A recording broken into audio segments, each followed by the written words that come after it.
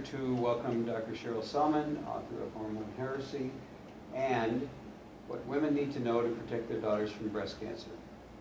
Dr. Salmon, in reading your book, something that absolutely struck me almost dumb was the fact that there's something called precocious puberty that has become an epidemic in our society. Would you tell us what that is?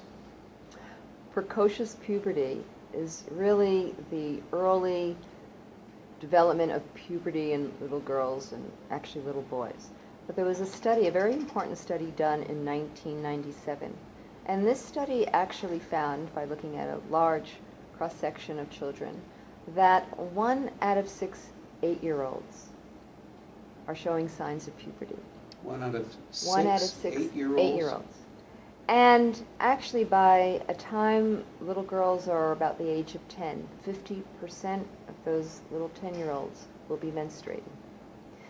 Now, this was absolutely shocking, this study. Absolutely shocking, because in traditional societies, and in our own culture a couple generations ago, but what still exists in traditional societies around the world, the average age for menstruation would be somewhere 14 to 17.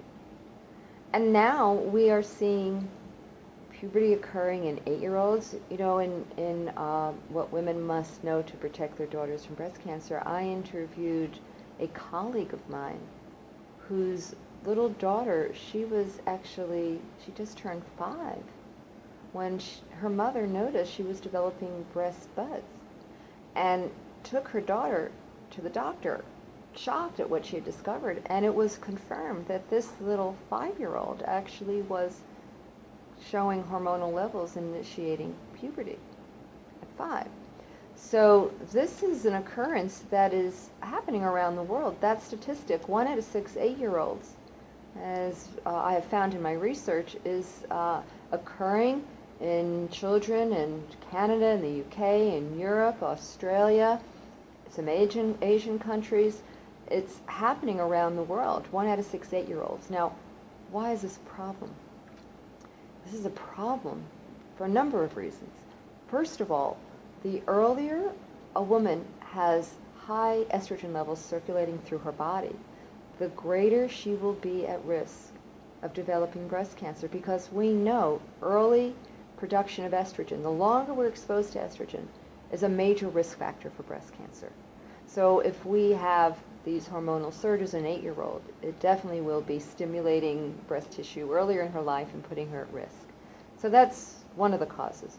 The other problem with precocious puberty is that it can lead to a range of hormonal imbalances. I mean, whatever is driving this condition, which is abnormal, is affecting the reproductive cycle, fertility of these young girls, and we know that these children have a greater incidence of polycystic ovarian syndrome, infertility, ovarian cysts, endometriosis. They have a whole host of problems as they, go into their teenage years.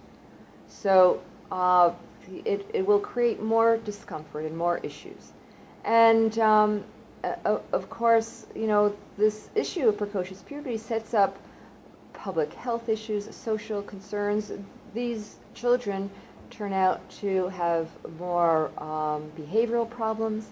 They are more depressed, higher incidence of suicide. They have more learning disabilities. There's always the problem of early pregnancy. I mean, this is a public health disaster. Wait a minute. You're talking about 1 out of 6 people, and this list you just gave us, and you say the young boys have the same problem, which means that there are a lot of people that may be having interactions that they haven't even been talked to about or warned about. And then they end up being the kind of people, because of all this, that really aren't going to go out and be able to get the right kind of jobs, finish school, do the things that they need to do. And then you add childhood obesity to it, and you're almost saying that like 15% of all the children that are growing up today are going to go out and be able to be citizens that are healthy and be able to accomplish all the things, including our health care bills. We need to talk more about this another time, but I mean, it's absolutely shocking. It is shocking, and we are creating a problem that has never really existed in the history of humanity before. We have never seen children going into puberty. If you look in the school playgrounds, you will see third graders that are built, have the figure, have the breast development of 13, 14-year-olds, and are run by these hormones. So imagine children having these hormonal surges through their bodies as if they were a teenager, but have not been emotionally developed enough, intellectually developed enough to deal with what is going on in their bodies. It's a huge problem. It is devastating to their parents, and most doctors don't even know what to do about it.